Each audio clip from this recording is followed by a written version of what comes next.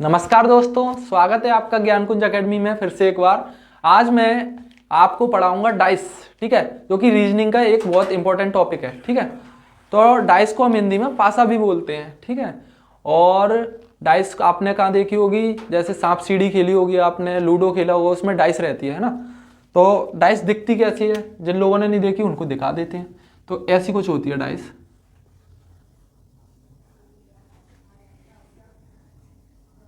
देखिए ऐसी कुछ डाइस होती है हमारी। ठीक है, और डाइस पे कितने फेस होते हैं? 6 फेस होते हैं। मतलब नंबर कितने रहते हैं? 1 2 3 4 5 6। ठीक है जी, नंबर हमें डाइस पे मिलते हैं 6 फेस पे 6 नंबर रहते हैं। ठीक है, और जैसे हमने 2D फिगर बनाया है, तो यहाँ पे सिर्फ हमारे जितने क्वेश्चन भी आएंगे उसमें सिर्फ डाइस के हमको 3 फेस दिखेंगे। जैसे जे 1 जे 2 हो गया, ठीक है, जे वाला फेस, और जे फेस हो गया 3। अब 1 के नीचे वाला नहीं दिख रहा है, 3 के इधर वाला नहीं दिख रहा है हमें, और 2 के पीछे वाला नहीं दिख रहा है। तो 3 फेस ही शो होते हैं हमें क्वेश्चंस में। ठीक है, तो अब हमें पता करना है कि डाइस होती कितने टाइप की हैं, है ना। तो पहले उसके टाइप सीखते हैं। तो डाइस हमारी होती है 2 टाइप की। तो पहला टाइप होता है स्टैंडर्ड डाइस। किस टाइप की डाइस होती है? Standard dice. तो स्टैंडर्ड डाइस कौन सी होती है? ऐसी डाइस जिसके अपोजिट फेस का सम कितना हो? 7 हो। मतलब अपोजिट फेस को जोड़ देंगे तो 7 आना चाहिए जोड़ के, या फिर अपोजिट नहीं बोले तो अप एंड डाउन। ठीक है, मतलब जैसे ये 1 है, ठीक है, यहाँ पे 1 है, तो इसके अपोजिट फेस पे 6 मिलना चाहिए हमें, जिससे 1 और 6 मिलके क्या बन जाए? 7 बन जाए। ठीक है, 2 है तो इसके अपोजिट में क्या मिलना चाहिए हमें? 5 मिलना चाहिए, जिससे जुड़ के 7 बन जाए। 3 है तो इसके अपोजिट में क्या होना चाहिए? 4 होना चाहिए, जिससे 7 बन जाए। तो ऐसी जितनी भी डाइस हो जिनके अपोजिट फेस या अप एंड डाउन फेस क्या हो, उनको जोड़ें तो 7 आ जाए, तो ऐसी डाइस को हम बोलते हैं स्टैंडर्ड डाइस। तो उसकी लिख लेते हैं थोड़ा डेफिनेशन उसकी। The dice which has the sum of opposite side is 7। ठीक है, ऐसी डाइस जिनके अपोजिट फेस का सम 7 हो वो स्टैंडर्ड डाइस है। और दूसरी तरह की डाइस कौन सी होती है? तो उसको बोलते हैं बेटा जनरल डाइस। क्या? General dice. तो जनरल डाइस, अब जनरल डाइस क्या होती है? तो ऐसी डाइस जिसके अपोजिट नहीं, बगल वाला जो फेस उससे ही चिपका है, मतलब जिसको इंग्लिश में बोलते हैं एडजेसेंट, मतलब चिपका हुआ फेस, उन दोनों का सम ही 7 आ जाए, अपोजिट का नहीं, चिपके हुए फेस का। जैसे फॉर एग्जांपल, जैसे हमारी ये डाइस है, ठीक है। अब जहाँ पे दूसरे कलर से बनाता हूँ, जैसे यहाँ पे 1 है तो यहीं पे हमें 6 मिल जाए। ठीक है, देखो जोड़ के 7 बन गया। ठीक है, और ऐसी डाइस भी हो सकती है हमारी, जैसे जो 1 की जगह 2 होता तो इधर 5 बन जाए, या जहाँ पे आगे वाले पे ही 5 बन जाए। ठीक है, कोई भी 2 फेस को जोड़ने पे कितना आ जाए? 7 आना चाहिए बस। तो ऐसी डाइस को बोलते हैं हम जनरल डाइस। तो लिख देते हैं इधर, the dice which has the sum of adjacent face is 7। ऐसी डाइस जिसकी एडजेसेंट फेस का सम 7 हो वो होती है हमारी जनरल डाइस। ठीक है, तो ये 2 तरह के डाइस हमें अपने माइंड में रखना है, जिससे हम हर तरह का सवाल सॉल्व कर सकें। अब हम डाइस के आपको कुछ केस पढ़ाते हैं। ठीक है, उस केस के बाद फिर कुछ क्वेश्चन सॉल्व करके देखेंगे। तो दोस्तों अपन पढ़ेंगे केस 2 के बारे में। ज़्यादातर सवाल हमारे केस 2 से ही बनते हैं। ठीक है, तो शुरू करते हैं। जैसे क्वेश्चन 1 देखिए। क्वेश्चन 1 किस टाइप का है? देखो इसमें 1 2 3 है और इस डाइस में है 2 4 5। तो इस टाइप के क्वेश्चन को बोलते हैं when only 1 number is common between 2 dice. मतलब जब दोनों डाइस में एक नंबर कॉमन हो तब हम जो वाला इस तरह का सवाल पहचानना होगा हमें कि एक कॉमन है। ठीक है, तो जो वाला मेथड लगाएंगे सॉल्व करने के लिए, जो हम बताएंगे आपको। ठीक है, तो क्या करना है हमें, ये जो कॉमन है उसको लिख लो। देखो 2 कॉमन है और दूसरी वाली में भी 2 कॉमन है। अब देखो या तो आप एंटी क्लॉकवाइज चलो या क्लॉकवाइज चलो, पर चलना दोनों पे सेम ही है। जैसे हम इस डाइस में क्लॉकवाइज चलते हैं, जैसे 2 के बाद क्लॉकवाइज चले तो कैसे, ऐसे घड़ी ऐसे चलती है ना, तो देखो तो 2 के बाद क्या आ रहा है, क्लॉक चल रही है तो 3 आ रहा है, तो क्या लिखेंगे 3। फिर क्लॉक और आगे बढ़ेगी तो क्या आएगा 1, ठीक है। अब जैसे क्लॉकवाइज फर्स्ट डाइस पे चले वैसे ही इस पे चलो, तो 2 के बाद क्लॉकवाइज क्लॉक ऐसे चलेगी तो क्या आएगा 4, ठीक है। और 4 के बाद क्लॉक आगे बढ़ेगी तो क्या आएगा 5, ठीक है। तो ऐसे ही क्लॉकवाइज चलना है हमें जब ये कॉमन दिया हो, ठीक है। तो अब देखो ये तो कॉमन है, ठीक है, 2 तो कॉमन ही है। अब देखो ये इसका अपोजिट तो बता नहीं सकते, तो अब जब हम क्लॉकवाइज चलते हैं तो 3 का अपोजिट क्या निकला है, यहाँ से देखो 3 के अपोजिट में क्या है 4 लिखा है, 3 के नीचे 4, और 1 का अपोजिट क्या है 5, देखो 1 के अपोजिट 5 हो गया। अब एक नंबर बच रहा है, क्या बच रहा है 6 बच रहा है हमारा, है ना। तो अब 2 वो उसको 2 के अपोजिट मान लो, क्योंकि एक ही नंबर बच रहा है ना, ऐसे। अब क्वेश्चन कुछ भी पूछे, कोई सा भी फेस पूछ ले, किसी का भी अपोजिट पूछ ले, हमें तो अपना कॉन्सेप्ट याद रखना है कि कॉमन लिखो, क्लॉकवाइज चलो, आगे के नंबर लिखो, आगे के नंबर। अब ये तो इसका तो पता नहीं चलेगा, कॉमन ही है, तो 3 का 4 आ जाएगा अपोजिट, 1 का 5 आ जाएगा अपोजिट, और जो नंबर बच रहा हो वो जो कॉमन वाले के अपोजिट हो जाएगा। तो इस तरह का सवाल हम ऐसे सॉल्व कर सकते हैं। अब देखते हैं दूसरा वाला सवाल, इसमें क्या है, देखो 1 2 6 3 4 5, ठीक है, ऐसा सवाल है, कुछ भी कॉमन नहीं है, तो इनको ऐसे ही बोलेंगे। क्या कौन सा सवाल है जी, when no one is common between given dice. जब कुछ कॉमन ही नहीं हो तो ऐसे सवाल को क्या सॉल्व करें, तो इस सवाल में ऐसे लिख लो 1 2 6, ठीक है। रुको 1 मिनट डस्टर, 1 मिनट, थोड़ा स्पेस का प्रॉब्लम था। 1 2 6, और अब आप इनसे अपोजिट पूछ रहा है ना, तो हम अपोजिट क्लॉकवाइज में ही लिख लिए मैंने, ठीक है। 1 के बाद 2 क्लॉकवाइज में 6, ठीक है, और 3 4 5।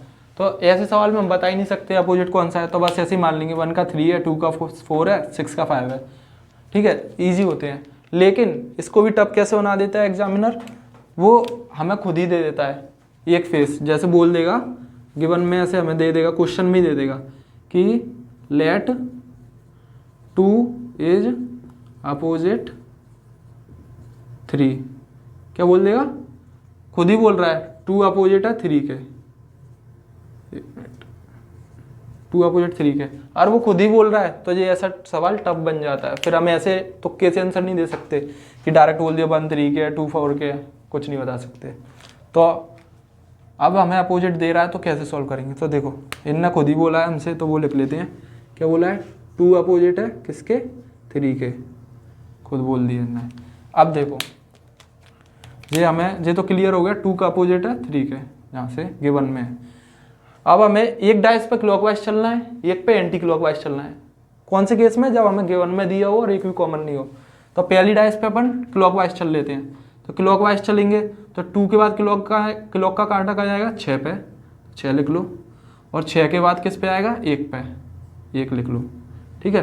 ये क्लॉकवाइज गए हम इस डायरेक्शन में गए इसमें, और दूसरी डाइस पे किस में जाएंगे एंटी क्लॉकवाइज, मतलब ऐसे में, ठीक है, एंटी क्लॉकवाइज जाएंगे। अब 3 के एंटी क्लॉक में चलेंगे, मतलब उल्टी घड़ी चला रहे हैं, तो 3 के अपोजिट में क्या आएगा 5, और 5 के अपोजिट, मतलब सॉरी अपोजिट बोल रहा हूँ, 5 के बाद क्या आएगा एंटी क्लॉक में 4, ठीक है। तो ऐसे हम फाइंड कर सकते हैं, क्योंकि ये तो हमें तो गिवन था 2 का अपोजिट 3 है, और 6 के अपोजिट क्या हो जाएगा 5, और 1 के अपोजिट आ जाएगा 4। तो ऐसे कोई सा ही फेस पूछे हमसे, हम सिंपली आंसर कर सकते हैं। जैसे मैं यहाँ लिख देता हूँ 6 के अपोजिट है 1, और 5 के अपोजिट है 4, ठीक है। इस तरह से हम जो कॉन्सेप्ट से इस टाइप का जब भी कोई कॉमन नहीं होता है ऐसे सवाल को सॉल्व कर सकते हैं। एक थर्ड टाइप का सवाल और देख लेते हैं इसमें। इसमें क्या है, देखो 2 चीज़ें कॉमन दे दी हैं, लिख देता हूँ, when 2 number is common between given dice. जब कोई भी दो नंबर कॉमन हो डाइस में, जैसे देखो इसमें क्या क्या कॉमन है हमारा, देखो 2 3 इसमें भी है, 2 3 इसमें भी है, तो जो कॉमन होते हैं ना 2 3 इसमें भी है, 2 3 इसमें भी है, तो इनको हटा दो, इनको इग्नोर करो। अब नंबर कौन सा बच रहा है, तो 1 बच रहा है और 5 बच रहा है, तो ये एक दूसरे के हमेशा अपोजिट ही होंगे। जो बचता है वो हमारा हमेशा एक दूसरे के अपोजिट होता है। 1 अपोजिट है 5 के, ठीक है। तो ऐसे हम इस सवाल का आंसर दे सकते हैं, 1 अपोजिट 5 के है, ठीक है। ऐसे ही सिंपली से हम ऐसे क्वेश्चन आएंगे, ज़्यादा टफ नहीं आएंगे। जब दो कॉमन वाला देता है, कॉमन वालों को इग्नोर करो और डायरेक्ट 1 अपोजिट 5 के आंसर दे दो, ठीक है। अब अपन पढ़ते हैं अपना नेक्स्ट केस। आना चाहिए नीचे देख, तू उसको बता रहा हूँ। तो दोस्तों जैसे 1 के अपोजिट तो आ गया 5 हमारा, ठीक है। अब क्वेश्चन ये भी तो पूछ सकता है 2 के अपोजिट क्या है सर, ठीक है, 3 के अपोजिट क्या है, वो तो कॉमन ही दे दिया हमें, तो हम इनके दो आंसर निकलेंगे। जैसे अब 2 के अपोजिट 3 तो नहीं होगा क्योंकि तो साथ में लिखा है, तो 4 या 6 हो सकता है, और 3 के अपोजिट भी 4 या 6 हो सकता है, किसी को भी लिख सकते हैं, ठीक है। ऐसा कोई वो नहीं है कंफर्म, इसमें कंफर्म आंसर नहीं दे सकते।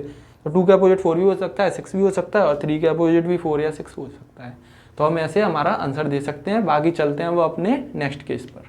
तो दोस्तों अब हम पढ़ेंगे केस 3 के बारे में, ठीक है।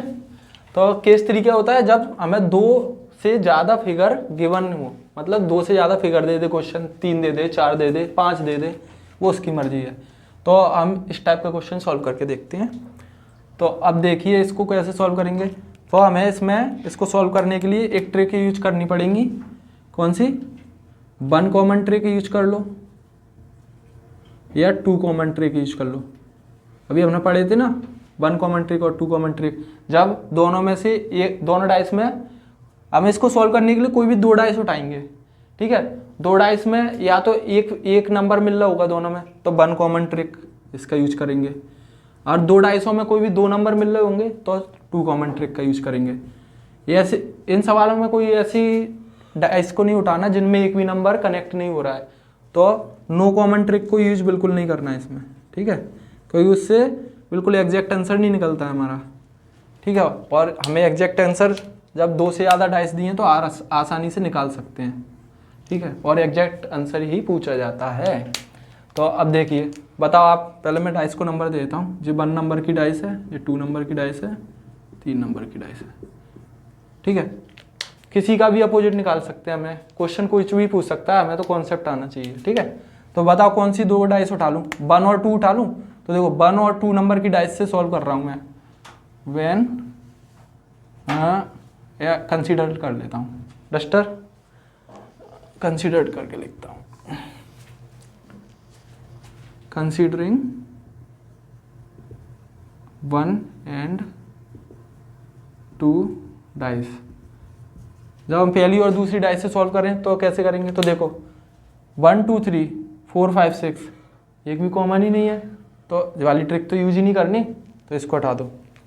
ये वाली ट्रिक से हम सॉल्व नहीं करेंगे। अब पहली और तीसरी डाइस को यूज कर लें, ठीक है, करके देखते हैं। तो इधर कर लो कंसीडरिंग 1 and 3rd डाइस। इससे सॉल्व करके देखते हैं इससे हो जाएगा क्या। तो देखो कैसे होगा, पहली और तीसरी डाइस लो। अब इन दोनों में कुछ कॉमन है, हाँ 3 कॉमन है, देखो तो 1 कॉमन ट्रिक है, 1 कॉमन है दोनों में, तो कौन सा कॉमन है, 3 कॉमन है। अब दोनों में एक ही डायरेक्शन में जाना है, क्लॉकवाइज चल लो या एंटी क्लॉक, तो क्लॉकवाइज चलना चाहिए हमें, हम क्लॉकवाइज ही चलते हैं, आप कोई सा भी चल लेना, ठीक है। तो देखो 3 के बाद घड़ी चलेगी तो 1 आएगा, फिर 2 आएगा, तो इधर लिख लो 1 और 2। और 3rd वाली में क्लॉकवाइज चलें तो 3 के बाद 5 आ रहा है, फिर 4 आ रहा है, तो 5 और 4। अब देखो 1 कॉमन ट्रिक से आ गया हमारा आंसर। देखो 1 के अपोजिट क्या आया, 1 के अपोजिट आया 5, और 2 के अपोजिट आ गया 4, और 3 के अपोजिट क्या आएगा, जो नंबर बच रहा है, क्या बच रहा है, 6 बच रहा है, तो वो आ जाएगा। समझ में, ठीक है। अगर हम दूसरी और तीसरी डाइस लें, उसको भी कंसीडर कर लेते हैं एक बार, और लिख लेते हैं, 1 मिनट, यहाँ लिख लेता हूँ, considering 2nd and 3rd dice. 2nd और 3rd डाइस को कंसीडर करके सॉल्व करें तो देखो सेकंड और थर्ड में दो दो चीज़ कॉमन है, देखो 4 और 5 है, इसमें भी 4 और 5 है, तो कौन सी ट्रिक यूज हो रही है, टू कॉमन ट्रिक। तो जो कॉमन होता है 4 और 5, 4 और 5 इनको कर दो कैंसिल, जो बच रहा है क्या बच रहा है, 6 बच रहा है, इधर बच रहा है 3, तो यहाँ से क्या निकला 6 अपोजिट किसके है, 3 के, ठीक है 6 अपोजिट 3 के है।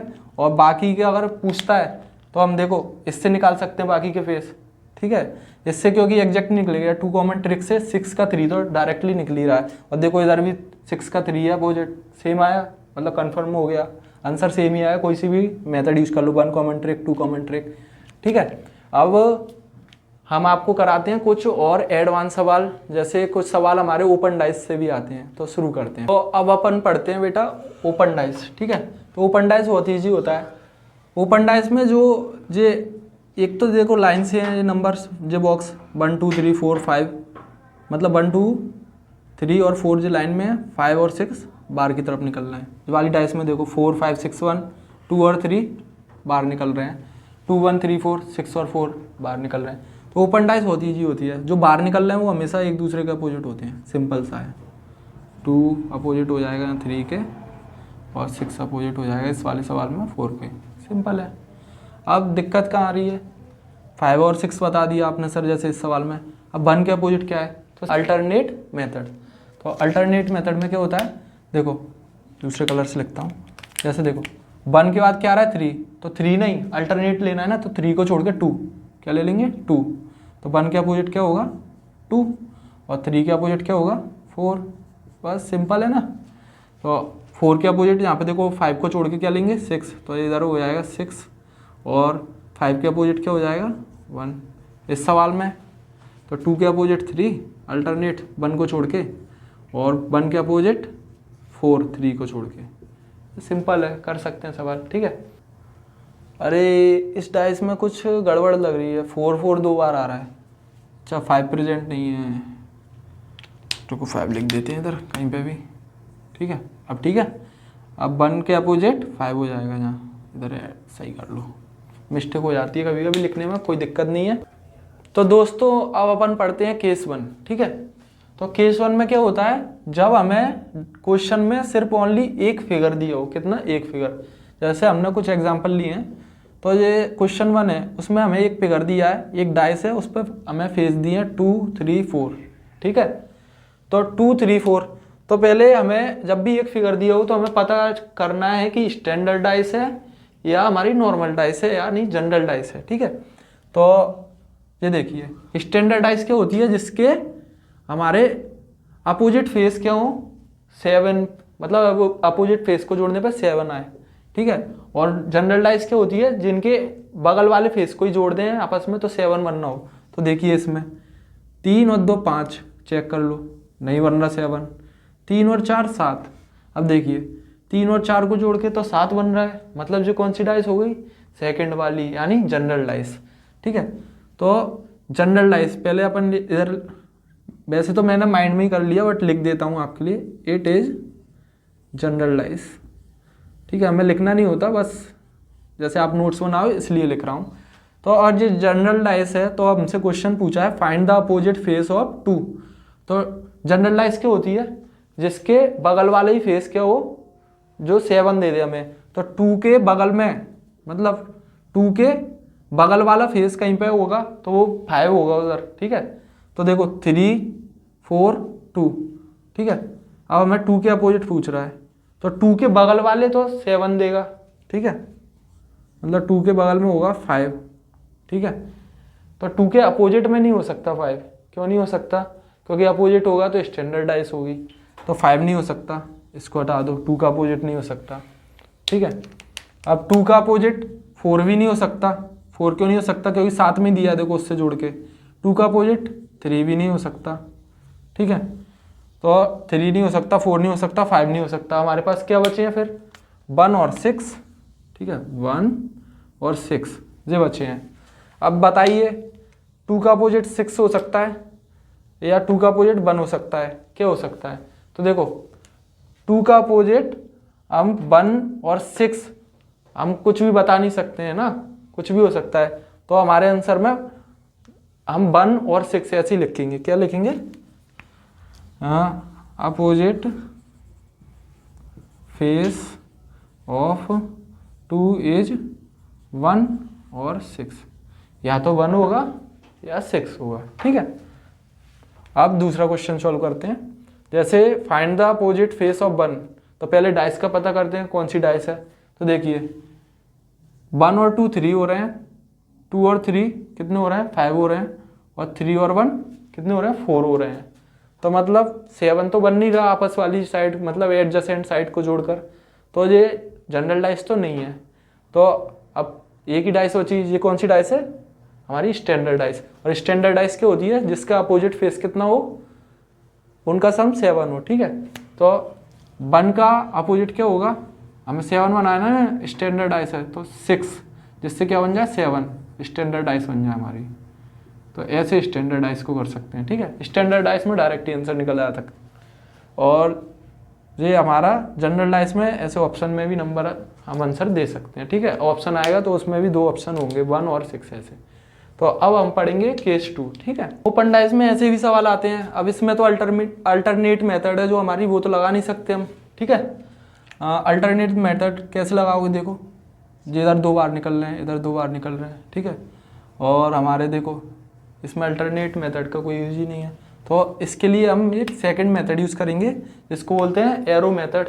ठीक है, तो उसको पढ़ने के लिए हमें एरो बनाने आना चाहिए। कैसे? देखो यहाँ से ऐसे एरो लेंगे, ऐसे जाना है, एक बार मोड़ना है, फिर दूसरी बार मोड़ना है, मतलब 3 लाइन का यूज करना है, 1 2 3, हमेशा इस लाइन का यूज करना है। और अगर ठीक है, दूसरे ये फर्स्ट टाइप का एरो है, 2 टाइप के एरो से सारे सवाल हो जाते हैं। और सेकंड टाइप का एरो भी देख लो आप। सेकंड टाइप का एरो रहता है 1, ठीक है, फिर 1 और ऐसे और ऐसे। ठीक है, ये भी 3 लाइन से मिलकर बनना है। कैसे? 1 2 3। तो ये सेकंड टाइप के एरो है। ये 2 एरो अगर हमें आ गए तो हम कोई सा भी सवाल सॉल्व कर सकते हैं, क्योंकि इसमें अल्टरनेट मेथड यूज़ नहीं हो रहा ना, तो एरो मेथड करेंगे। तो देखो कैसे करेंगे, अपोजिट फेस बताना है हमें। ये अपोजिट फेस के एरो रहते हैं। ठीक है, देखो 1 है, इसमें एरो बना लो। ये एरो गया, 1 लाइन मोड़ी, 2 लाइन मोड़ी और 3 लाइन। सेकंड वाला एरो बना, तो 1 के अपोजिट क्या हो जाएगा? 6। ठीक है, अब 2 के अपोजिट, अब देखो ये 2 से ब्लैक से बना देते हैं, ग्रीन से तो लिखा है ना, फिर कन्फ्यूजन होगा। ये 2 से गए, 1 लाइन मोड़ी, 2 लाइन मोड़ी, तीसरी लाइन कहाँ पे रुक रही है? थर्ड पे। फर्स्ट टाइप का एरो यूज हुआ, तो 2 के अपोजिट क्या हो जाएगा? 6। सॉरी 6 नहीं है, 3 है। अब देखो 4 के अपोजिट 5, वैसे ही सेकंड वाला एरो बनेगा, और वैसे भी वो ही बच रहा है तो डायरेक्ट ही लिख दो, क्यों मेहनत करनी। ठीक है, अब सेकंड वाले पे चलते हैं हम। ठीक है, चलो एरो बनाते हैं। तो अब ये देखिए, जहाँ से एरो बनाया 1, अब दूसरे पे तो हमें मोड़ना था ऐसे, अरे तो इसमें एरो तो बन ही नहीं रहा। तो एरो नहीं बनना तो क्या? एरो मेथड लगेगी ही नहीं। एरो से बनेगा कैसे? रुको 1 मिनट, थोड़ा मिटल गया है, सही कर लेता हूँ। इसको जोड़ देते हैं। एरो तो हमने दो टाइप के देखे थे, और दोनों ही एरो हमारे यूज नहीं हो रहे हैं, तो क्या किया जाए? तो बेटा इसमें देखो अल्टरनेट मेथड वो लग रही है, ये चेक करते हैं। तो देखो 2 के अपोजिट 5 लग रही है, 1 के अपोजिट 3, अल्टरनेट मेथड लग गई इसमें, तो वो यूज कर लेते हैं। और 2 ही मेथड से हो जाते हैं, या तो एरो मेथड या हमारे कौन सी अल्टरनेट मेथड। तो हमें बस चेक करना होता है। जैसे इसमें देखो अल्टरनेट लग रही है, इसमें एरो, कैसे देख के पता चल जाता है सवाल को। तो देखो 2 के अपोजिट क्या आ गया? 6, 1 के अपोजिट आ गया 3, और 5 के अपोजिट बचा है एक ही नंबर 1। सॉरी कुछ गलत हो रहा है, सब नंबर सही लिखे हैं। हाँ, 5 का अपोजिट 4 बच रहा है, एक नंबर बच रहा है। तो ठीक है, इस तरह से हम कोई सा भी सवाल कर सकते हैं सॉल्व डाइस का। ठीक है, बाकी अपन मिलते हैं अब अगली वीडियो में। ठीक है, कुछ क्वेश्चन आपको अभी स्क्रीन पर लिखे मिलेंगे, उनको सॉल्व करना और कमेंट में आंसर देना। बाकी मिलते हैं। जय हिंद। एडिटिंग